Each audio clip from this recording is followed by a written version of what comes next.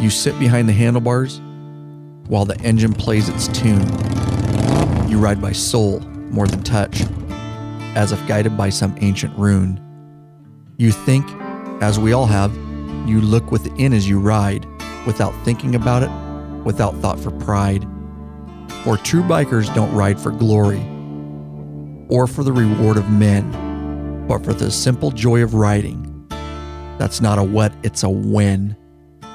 Like the tale of man and machine, growing together old, something not understood by those not of our fold, or the joy of building a new ride and friend that will be ridden until the end of life or of the road. For in this life we chose, there is not a lot of difference between the two of those. Good morning, bikaholics!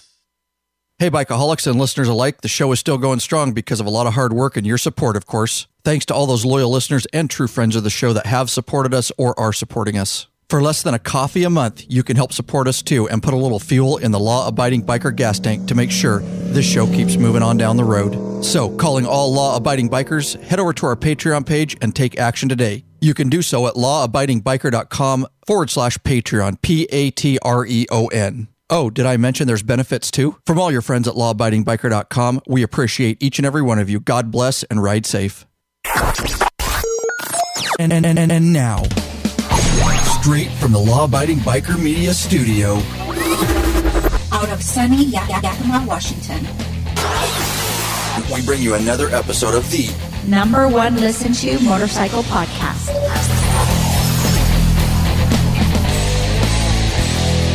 We're in your head. We're in your head. We're in your head. We're in your head.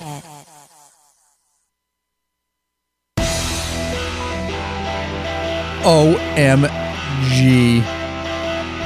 Welcome back, all you freaking bikeaholics. I love being on the mic because I know I'm connecting with all you badass bikeaholics around the world. That's right. This is the podcast for the big MM. That's the motorcycle majority, guys. Also known as the 99%. Large and in charge of the motorcycle scene. It is a biker revolution around here, guys. What the hell are you waiting for, bikeaholics? Mount up already. Let me take you on another wild-ass ride, huh?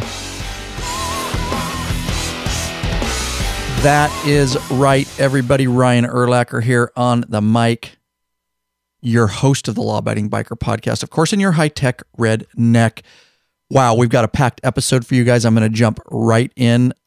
We want to thank some special bikers for bringing this episode directly to you. That's right.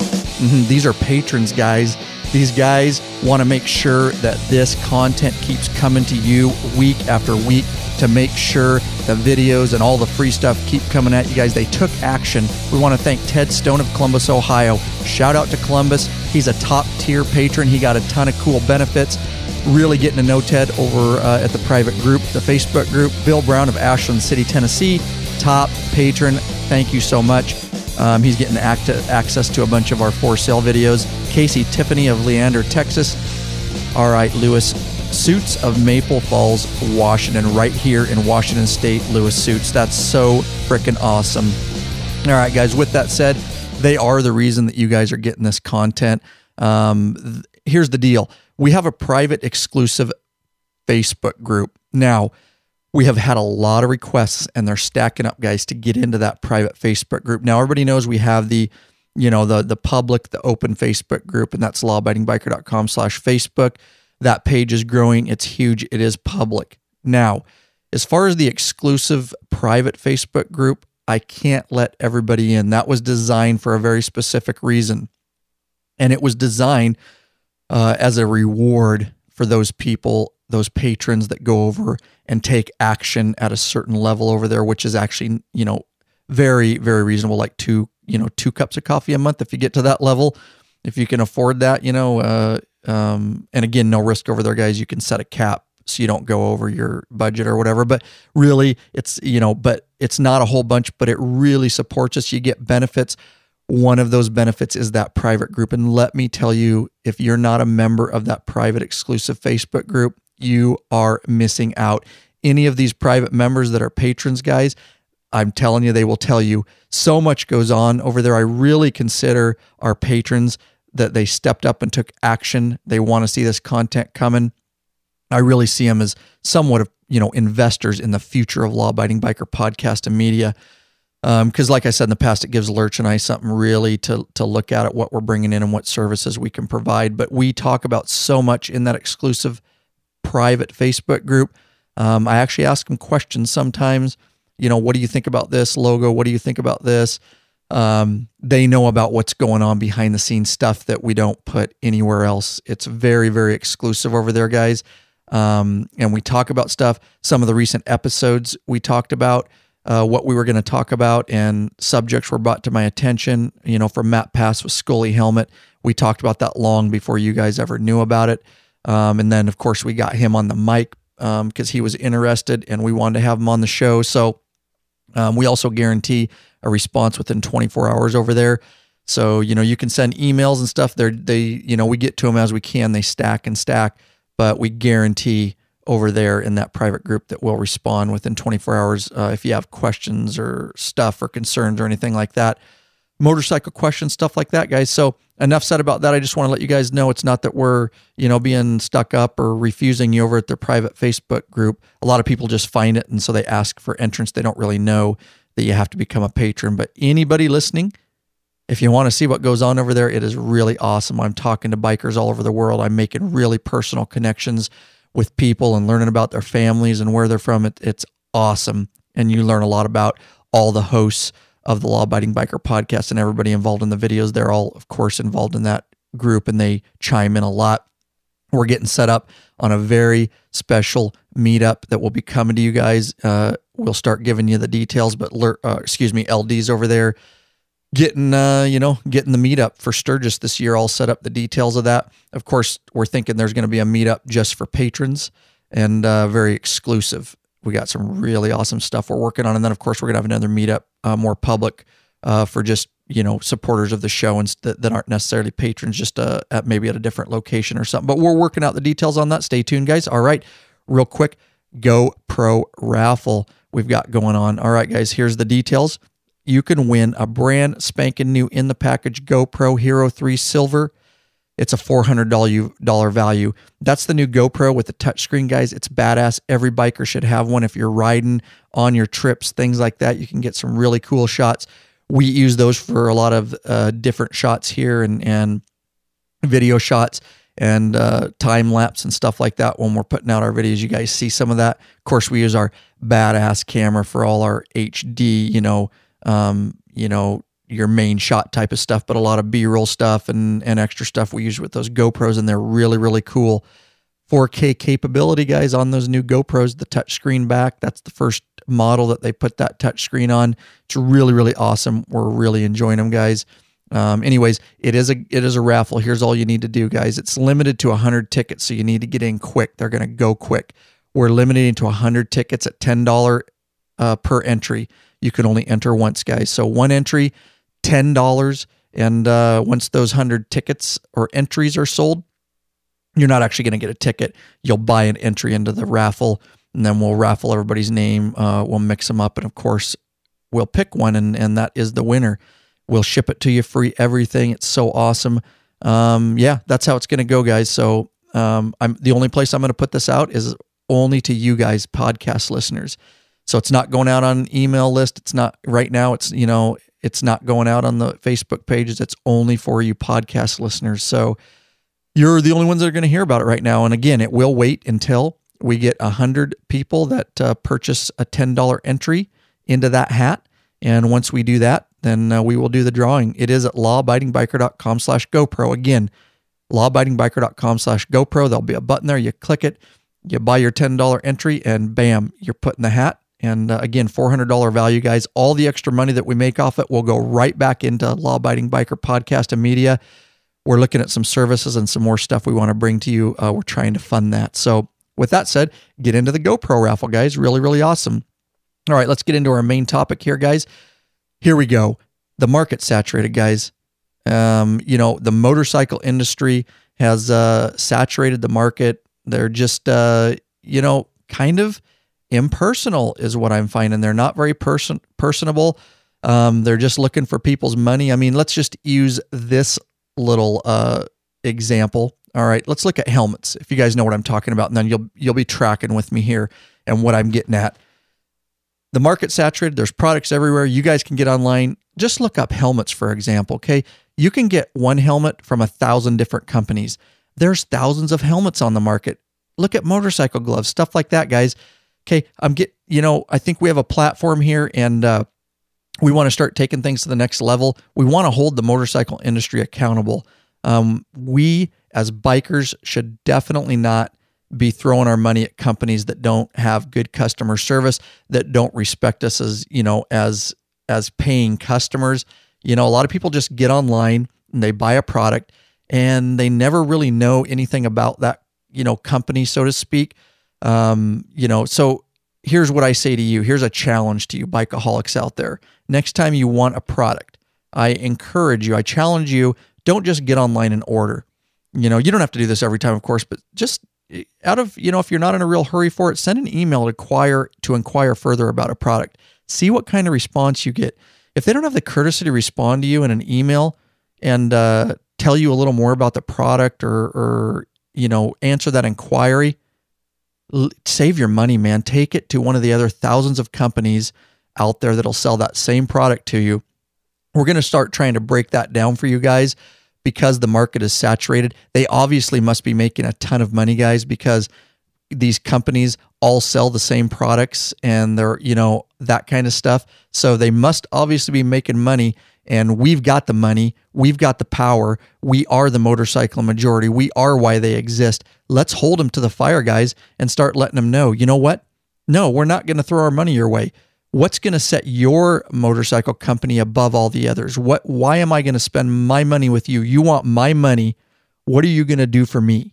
That's how we need to start holding these companies accountable. And if they don't respond to you, I'd let them know, you know what? Because you didn't respond to me, I'll never shop with you again. Okay. It's become too easy for these motorcycle industry companies to just take our money, guys. Let's not let them do them. We have the platform here, and here we go. One of our very first projects, we're going to do a whole bunch. We've actually got other products in hand. We're working with companies. I reach out to companies all the time. Some don't respond. Don't worry. I will let you in time know which companies that we believe in, guys. And the first thing is, we want to know, do they have good customer service? Do they care about me individually as a biker? Do they care about you as a biker? Or are they just want my money and they're just rolling in dough so much that they don't need to care about us? You know what? I will not send companies like that my hard-earned money. So the first project that we did here is a lift project, guys, and I reached out to a lot of lift companies. I will tell you that Redline Engineering stepped up to the plate. I did get some responses from some other lift companies, and we plan on doing projects with them in the future. And those are motorcycle lift tables, guys, and jacks. So Redline Engineering really got back to us, really had good customer service. So I jumped on with them after I did this for a couple weeks, guys. Ian Gilmore over there at Redline Engineering, man, he answered emails. He really, really knowledgeable about the field. The market is saturated with lifts, guys. Let me tell you. I dare you to go to Google and type in lift or motorcycle jacks or motorcycle lift tables. There's a ton of companies selling these things, guys, and there's no real good resources except for now. And I started a page for you guys. It is going to be at lawabidingbiker.com/motorcycle lift. Don't worry. All the notes for this will be in the show notes, lawabidingbiker.com and / the episode number, which will be 67, lawabidingbiker.com /67. All the show notes will be there.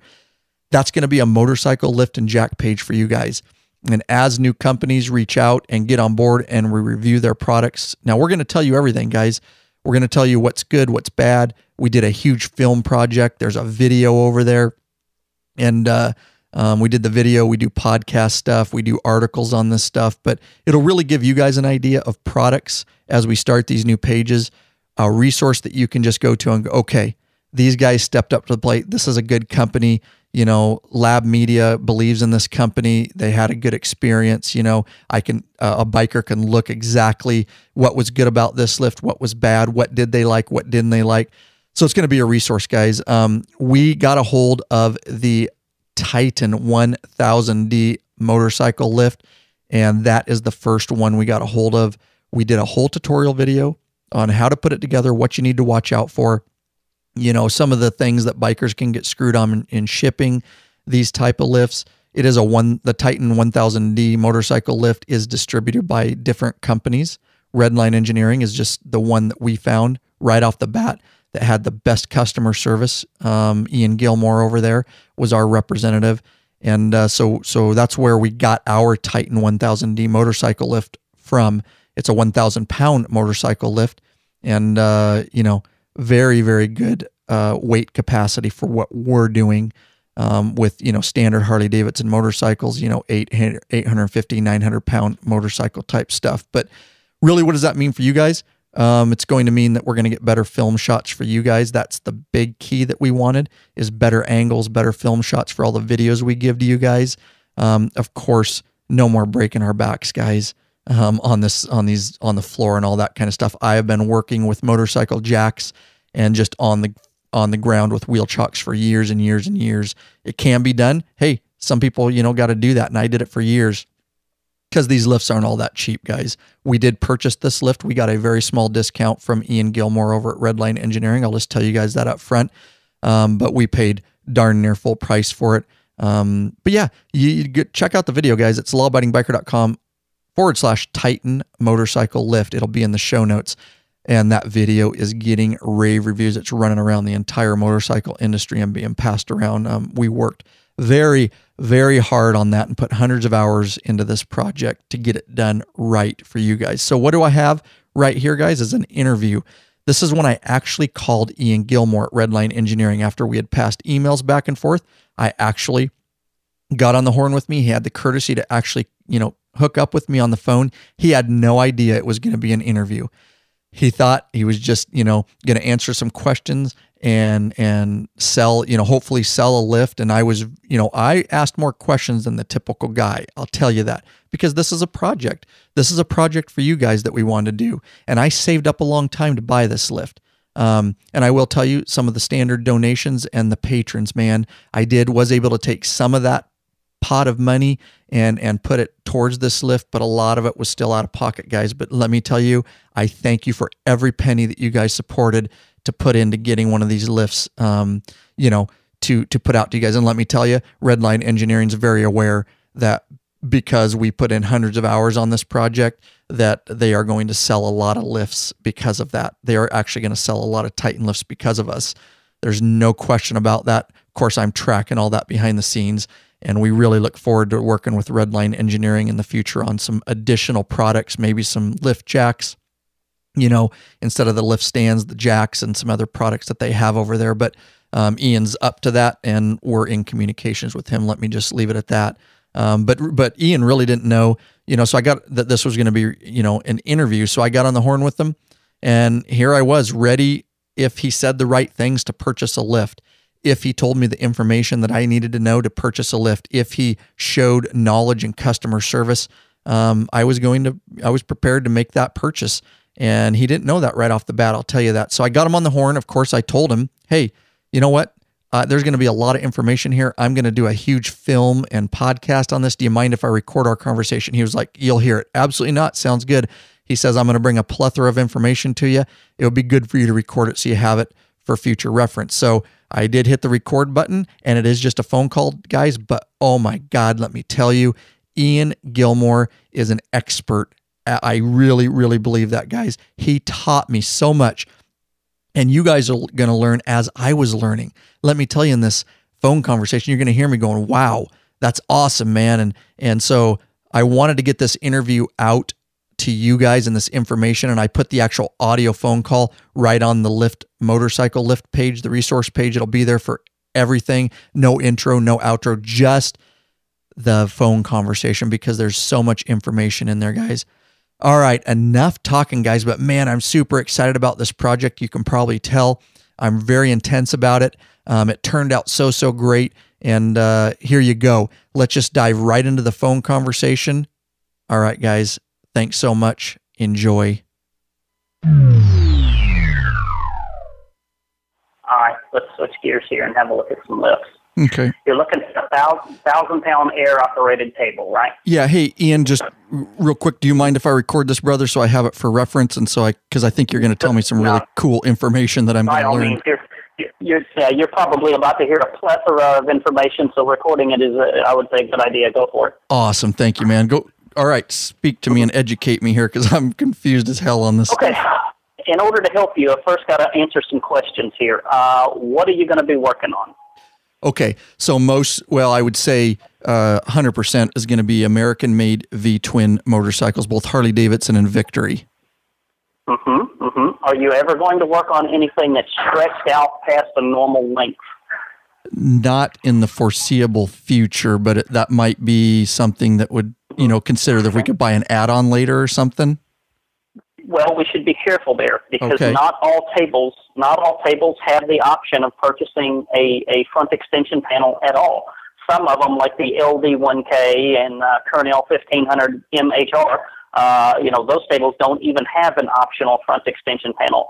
Some tables, like the Redline MC1K and the Titan 1000D, come with them as standard equipment, while other tables, like the Redline DT1K, don't need it because they're so long, and other tables, like the HD1K, have it as an optional accessory.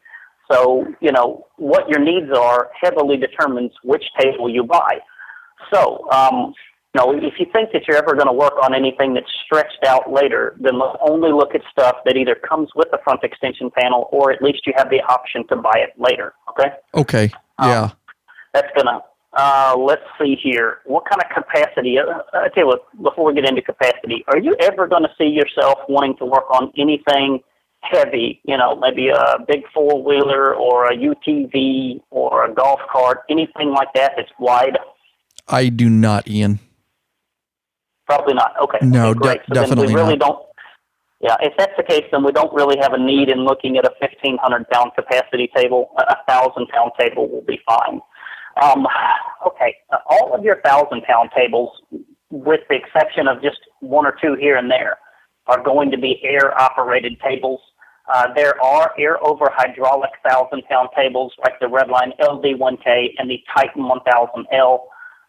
Just an insider note, both of those tables are made at the same factory by the same company and branded under two different names. So the Titan 1000L and the Redline LD1K are the exact same thing, made at the same joint. Okay, so that was my question because I'm kind of confused. Because it's Redline and you guys are Redline Industries. You guys aren't. You're a reseller. You're not actually physically making the lifts. It's another company. Is that right? Yeah. The only folks that are physically making lifts here in the United States today are Handy Industries. Everybody else, say Redline or Titan or Cornell or anybody else that you see out there, is having them made overseas and then they're importing them and, branding them under their own name. The only folks that I'm aware of that I think actually own the factory overseas are K&L Supply. They own their own factories overseas. Everybody else, Titan, Redline, Cornell, and the list goes on, does not. Well, okay, yeah. I appreciate you clearing that. That frickin' was confusing me because I keep looking at all these different lifts and it keeps putting me back to certain sites and stuff. And I'm like, who's making these things? So they're made overseas and then they're shipped. That's right. Don't be fooled, though.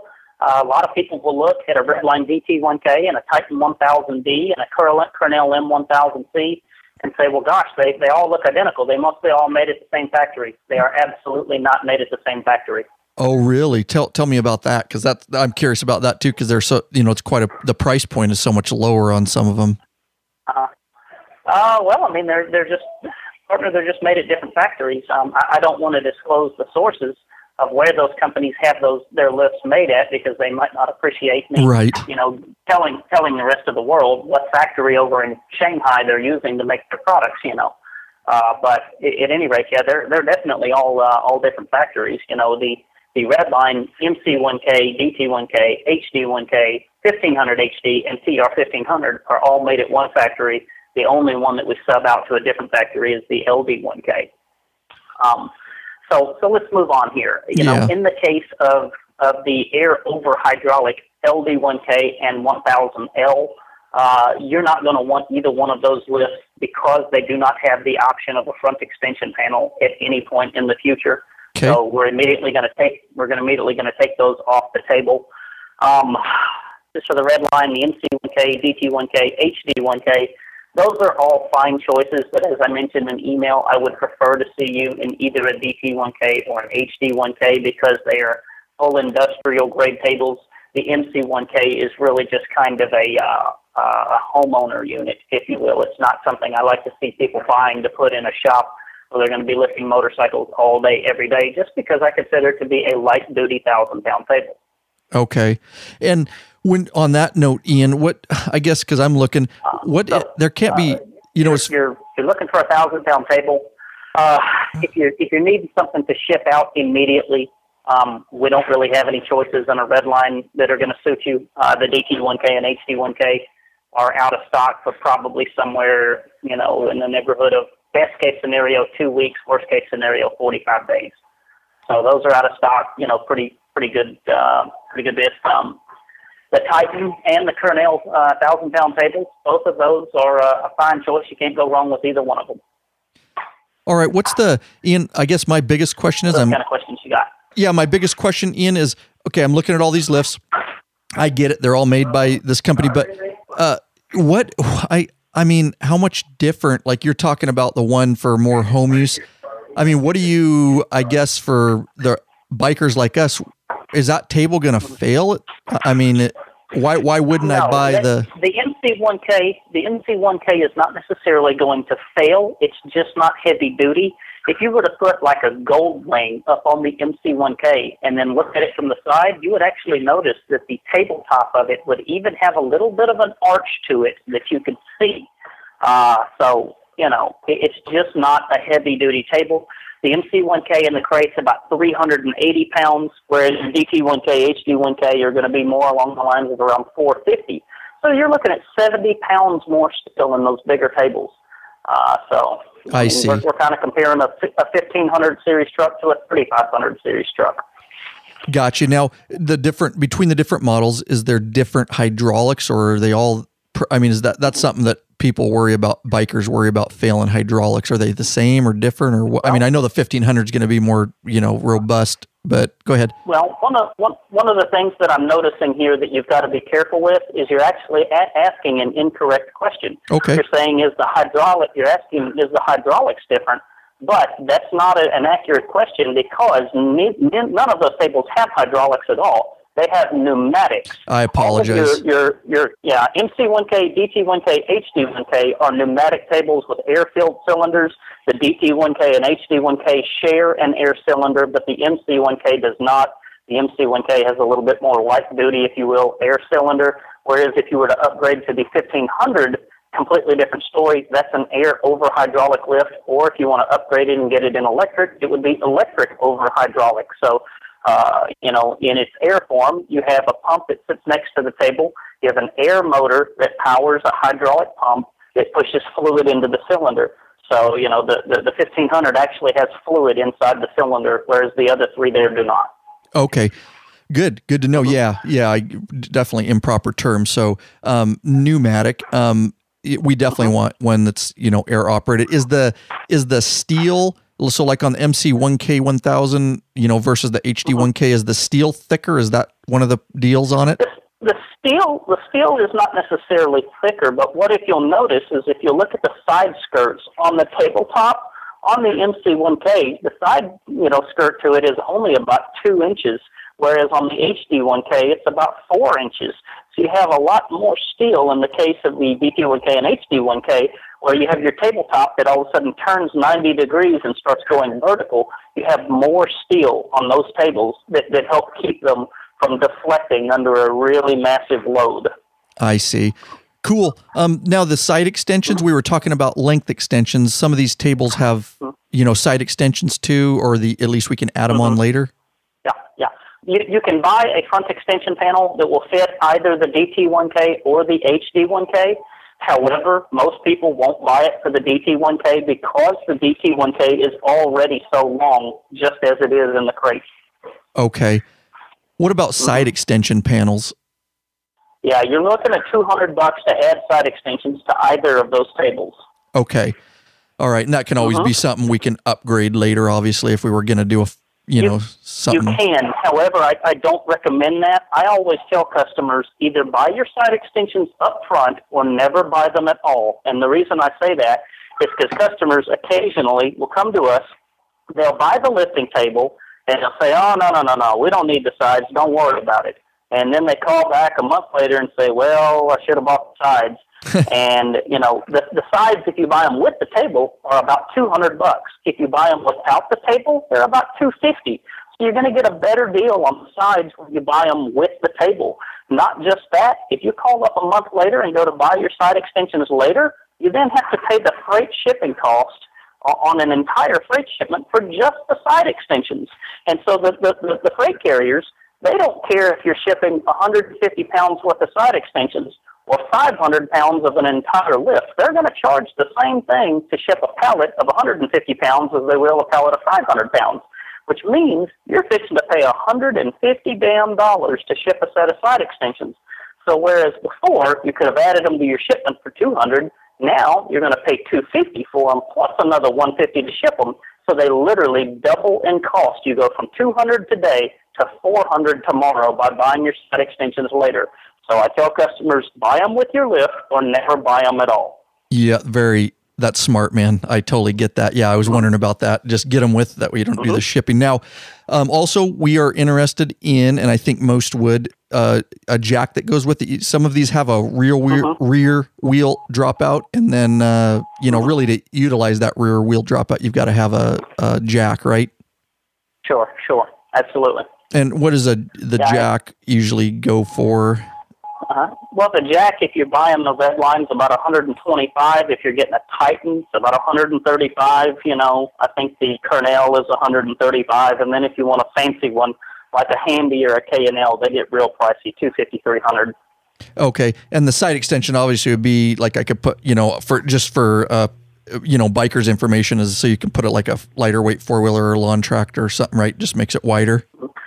Not just that. I do recommend that guys buy the side extensions, even if they're just lifting a motorcycle. And the reason I say that is for a couple of reasons.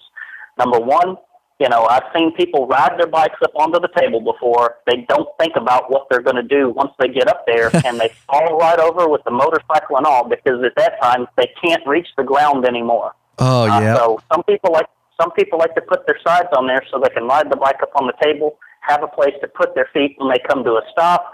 Other folks like to take them, flip them upside down, and use them as a tool and parts tray. And then, of course, reason number three to buy them is because you don't want to buy them separately later, Yeah, totally. Yeah, I like that too, tools and stuff. Yeah, good call. Okay, so if you're, you kind of know, what we want, what we're looking for. Now, the Titan, the Colonel, just with your experience and knowledge, what are you going to sell me here, man? With side extensions and with the jack.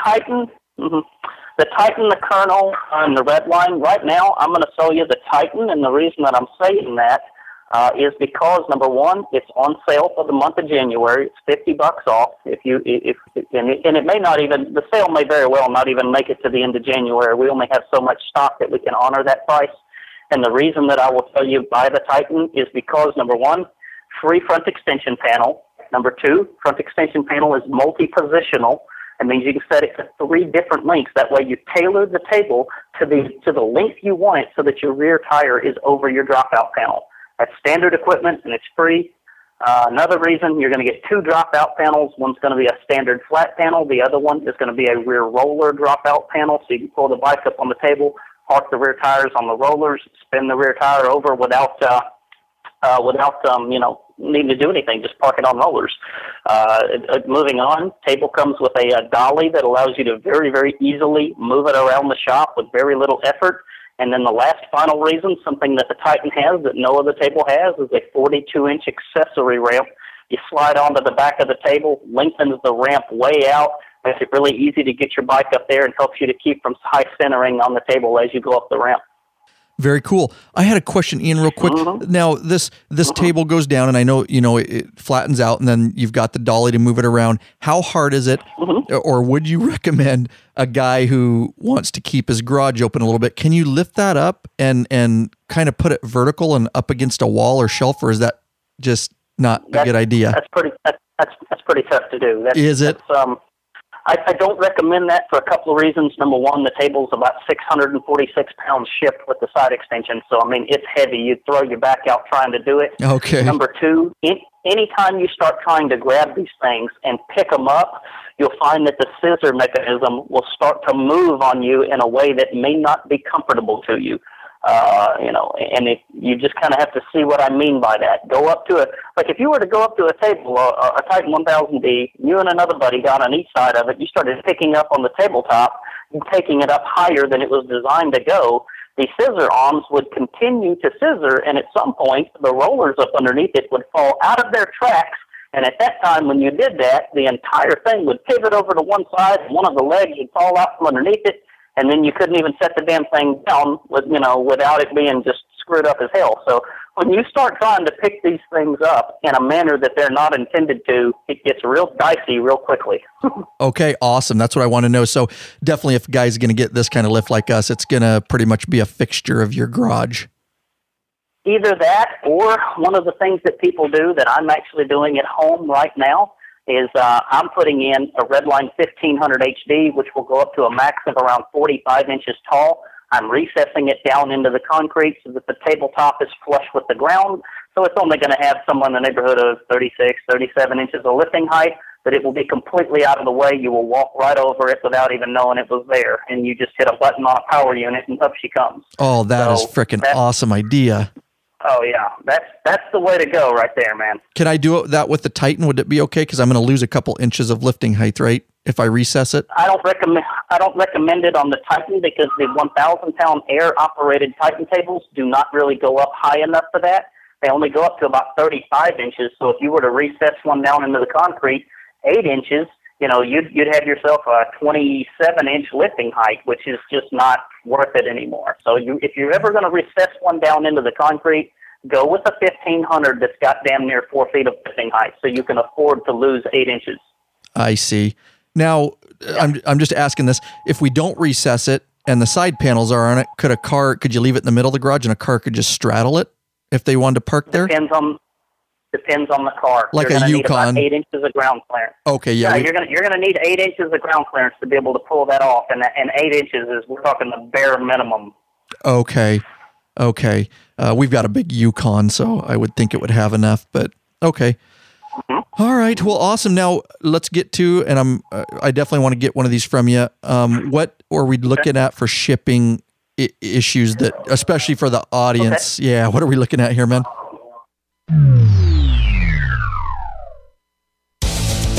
Hey, real quick, guys, and we'll get right back to the phone call. I got to tell you something real quick.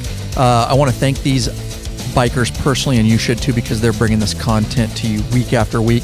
They're taking action. They took a minute out of their day to do this, and it means so much to us. That's right, John Patton of Bragg Creek, Alberta, Canada, also a patron, substantial donation. Oh my gosh, John, thank you so much. All the Canadians, man, they're super, super awesome people and bikers, and some of the most giving people I've met to date. All right, Louis Ramirez of La Cruces, New Mexico, Joyce Froschiser of Thief Rivers, Minnesota, Casey Litton, David Lagarde of Tom's River, New Jersey. Shout out, he's a recurring donator. All right, it's awesome, man. Dwight Ladd of Milford, Maine, Geraldine Marcoux of Airport West, Australia, also huge supporters, giving people, awesome bikers I'm meeting over there and personally talking to. Awesome guys. Ronald Sheely of Winchester, Kentucky. Awesome guys, thanks so much. If you want to get involved and you want to make sure it keeps coming your way and you want to show your support to the biker community, lawabidingbiker.com/donate. All right, let's get back into this phone conversation, huh?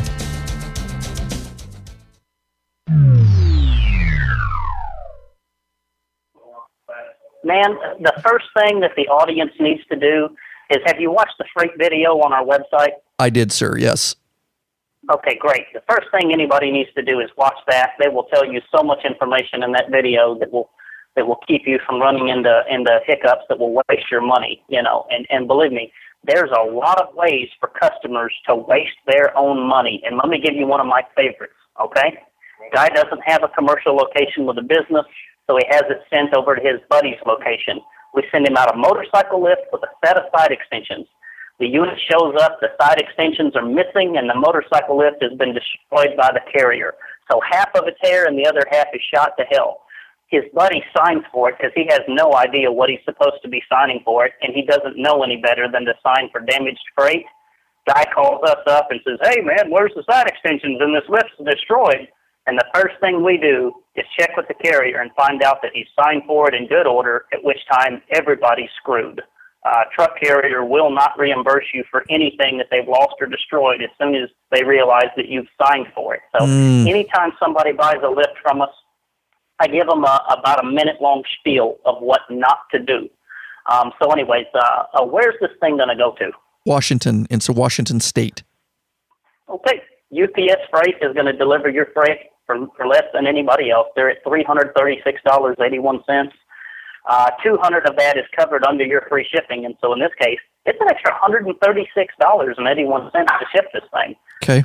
And unfortunately, man, it is what it is. There's, like I said, we can lose a couple of bucks when a guy calls up to order a machine, but if it's going to Washington, it's out of our control at that point.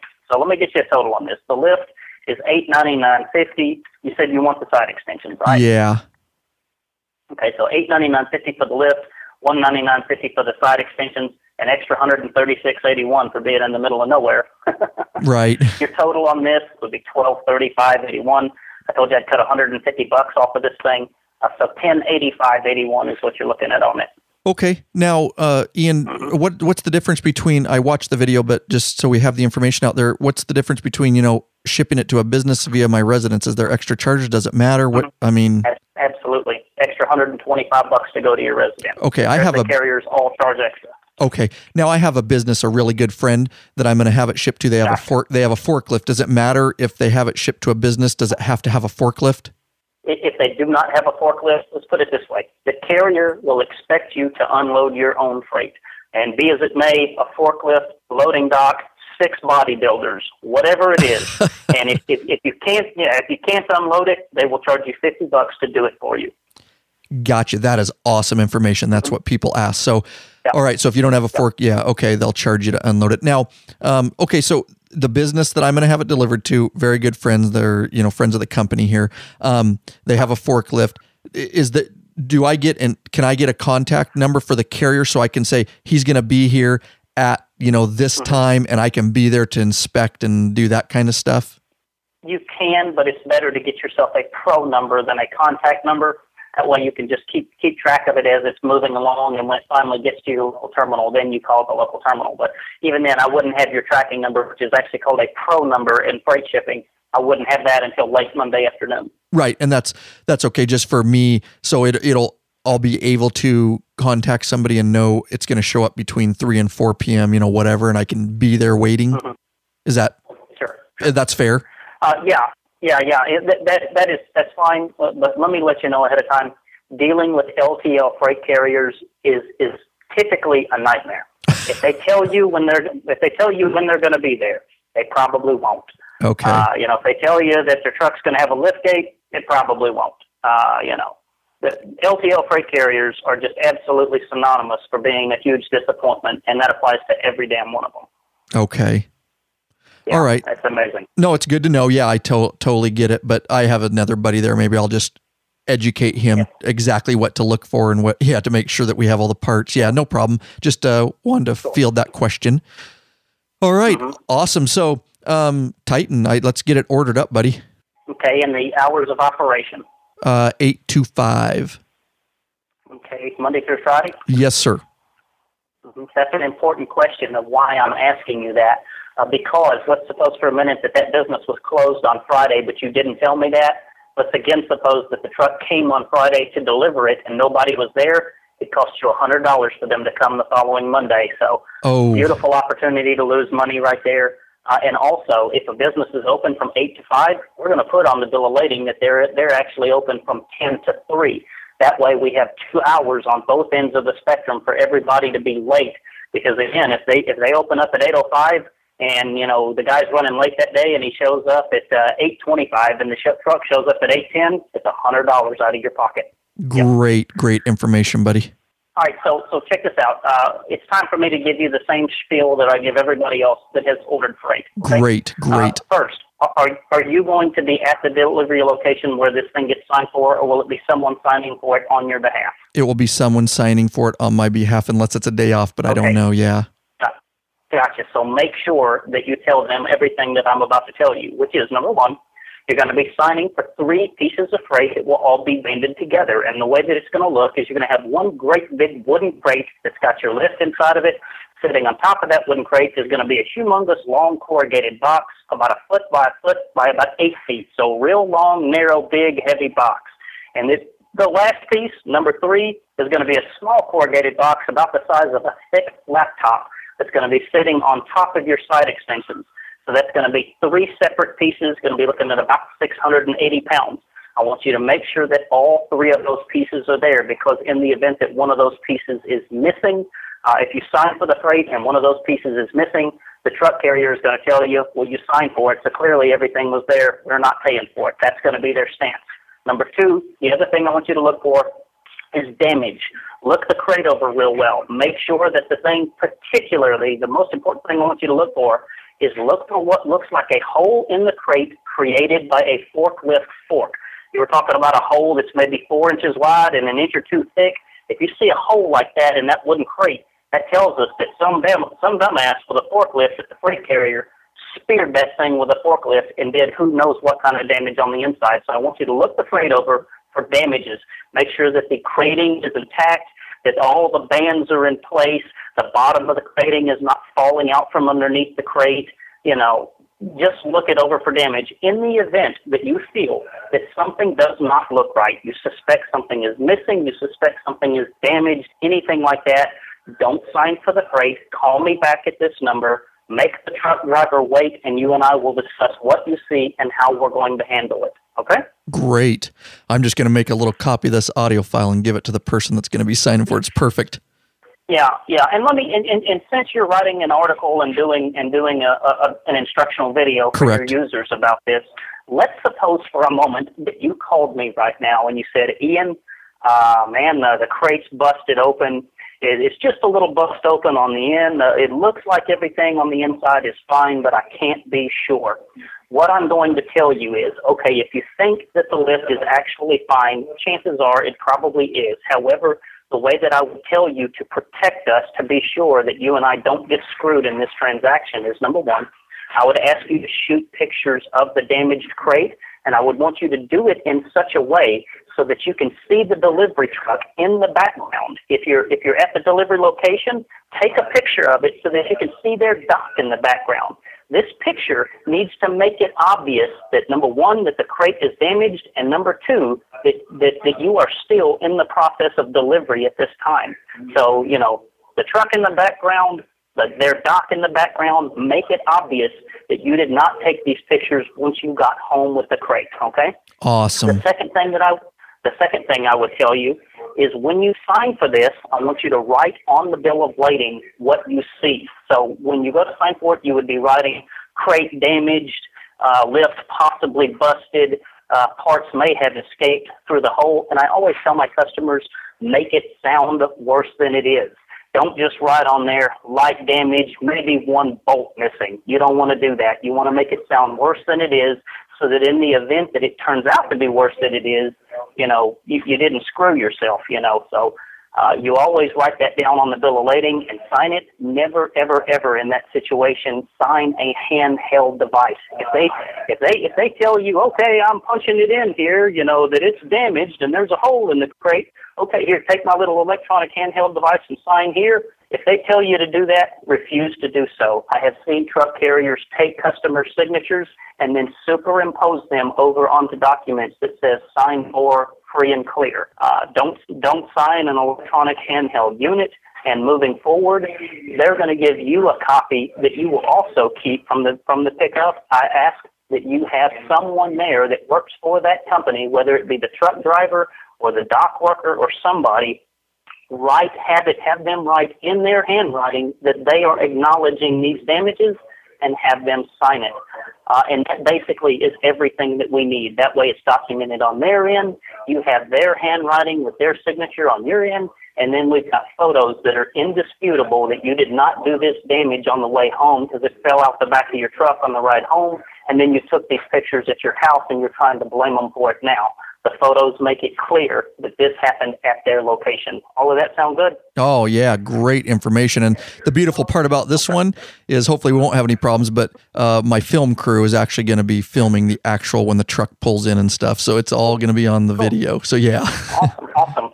My request in this is, since I'm selling you a lift that, that is not technically our brand lift, like a Redline brand lift, just give us the props of where you got the thing from. It is a Titan lift, and we sell Titans, so they make a great piece of equipment. Obviously, we're going to be giving props to Titan on this because you're going to love their piece of machinery, but if you would, please just make it clear where you got it. Absolutely. It'll be in the article too, and I'm actually going to use your name. You're going to be on the our weekly online radio show and the YouTube video. So hopefully you don't get too many phone calls, but I think you'll sell some lifts. Yeah, I know, right? So we've got a new website that's getting designed, and it's going to have a rotating banner on the homepage where it's going to show people, some cool YouTube videos. So once you get your YouTube video done and our new site is up, we'll have to post that to the homepage and, kind of tout it on our end. Oh, that would be awesome. Yeah, we'd love to just keep a relationship with you guys. We'll definitely send business your ways. You've been really helpful and seem to be one of the most knowledgeable in the field because, like I say, I've been talking to some others and just don't quite, I just didn't get a good feel. So. Sure. Understand. Hey, so anything else on shipping or anything? Other than that, I got one more question. Go for it. Okay. I know you're a competitor to these other companies. There is an ass load of lifts out there. You know that. I know there's junk. What should guys, because look at, you got Harbor Freight, they're junk, I'll just say that right now, they're junk lifts. Some of our audience has them. They fixed them up so they work. They lift their bike once or twice a year. But give us the red flags when guys are looking, of course we're thinking they should just come to you, but what should we be looking for, man? Sure. Okay, well, number one of the things that is our policy here is that we don't talk bad about our competition. So if you're looking at a Greg Smith equipment lift or one from Derek Weaver or anybody else out there, direct lift, we don't talk bad about that competition. However, we make an exception for Harbor Freight, and we do it because we have a good reason. We do not believe that their lift is safe. I have seen their bearings on that lift bust and motorcycles fall over onto people. So since I think that lift is a dangerous threat, we are not bashful in telling people that thing is a piece of shit. Do not buy it under any circumstances. You get what you pay for, and it's the cheapest for good reason. So when you're out shopping for a lift, what to beware of, one of the things that I have noticed people doing is some of our competition will have a 1,000-pound air-operated table. It looks just like a DT1K or an HD1K or a Titan 1000D, and they're rating it to 1,500 pounds. And you'll buy, and it helps sell lifts. People buy it because they don't know any better. They get the thing back home to their location. They go to lift 1,500 pounds with it, and it won't budge, the son of a bitch they've loaded onto that table. So they call up the guy that's selling the thing and say, hey, I got a 1,300-pound tractor on this thing with 135 PSI, and it won't even budge. And then at that time, only then is the guy going to tell you, oh, yeah, crank your pressure up to 185. You don't have enough pressure. And then the customer says, I don't have 185 PSI. It takes a $2,500 Sailor Beal compressor to crank out 185 PSI. And then at that time, the guy that sold them the lift says, well, that's what you need, 185 PSI. So you're seeing people out there that are grossly overrating the capacity of their machines. You can best watch out for this just by saying, you get what you pay for. Right. Be careful. If it sounds too good to be true, it probably is, Let's see here if there's anything else that I need to... Just a wealth of information, man. I know you're busy, and I really thank you for doing this. And you're welcome. You're welcome. I've learned everything about this business by learning what not to do by having done it myself. Yeah, right. Yeah, exactly. I know. Do that too, but we get asked these lift questions. So this is Let me continue to pour out info here while I'm thinking about it. I have seen customers before. They get themselves a table. They go ahead and buy the front extension panel because they want all the doodads that you could possibly get with it. They put this front extension panel on their table. They lengthen out the front of their table really nice and long, and then they take a standard length motorcycle, something short, and put it up on the table. They go to lift it up, and as soon as they do, the damn thing falls over forward. And the problem, the lesson here is don't lengthen your table way out. If you have a standard length motorcycle, you run off and make this thing way longer in the front and then put all the weight towards the front. You don't have to be a physicist to see that this is a huge mistake coming down the pipeline. So, I always tell people, unless you've got a stretched out motorcycle that's been raked with a real long set of forks, set your front extension panel aside, leave it, don't use it, don't worry about it. Not only will it make your table unstable, you'll find that when you pull your bike up onto the table and you clamp it into the wheel vise, your rear tire is then 10 inches forward of your dropout panel. So you have rendered your dropout panel worthless because you're using a front extension panel that you don't need. So that's a good piece of information for you. Great. Hey, on this, let's say I have a badass air compressor, but let's say a guy bought the Titan lift or the Redline, and they don't have an air compressor. Do they have a way to manually crank those or not, or is that a whole separate lift? No, the manual option is only something you'll find on the air over hydraulic lifts, like the Redline LD1K or the Redline 1500 HD. Those are hydraulic lifts that you can either operate with the air motor that comes with them or by pumping them up with your foot. So if your compressor, goes down and your bike is up in the air and your power's out, on one of those 1,000-pound tapers, you're just screwed and tattooed. Okay. Great. Thank you. Yep. Okay. Let me see here if there's... another good piece of information. A lot of guys don't realize that the wheel vise on the front of the table is not intended to hold the motorcycle up by itself. It's really just kind of a crutch, if you will, a strong crutch. You don't want to clamp the bike's front wheel into the clamp and then not use anything else to hold it upright. I recommend either using a set of straps or a frame jack underneath the motorcycle to stabilize it. Either one of those will stabilize the bike really nicely, but don't just use the wheel vise to hold it upright. That's a good way to have it fall right off that table. Oh, man, I'm glad you answered that, and I would have forgot to ask you. Awesome information. Okay. Let's see here if there's anything else that I need to warn you of.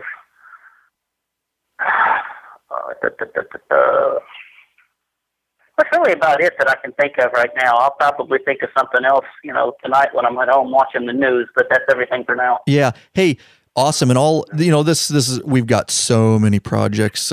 We got some stuff from Vance and Hines and stuff, but we're going to get this filmed and probably, I expect, we'll get the weekly podcast out. So probably in a month, I'll get it all out and I'll send you links to everything to the show just so you have it and hopefully it's well done and can be useful. So get more people educated so you don't have to answer these questions every time.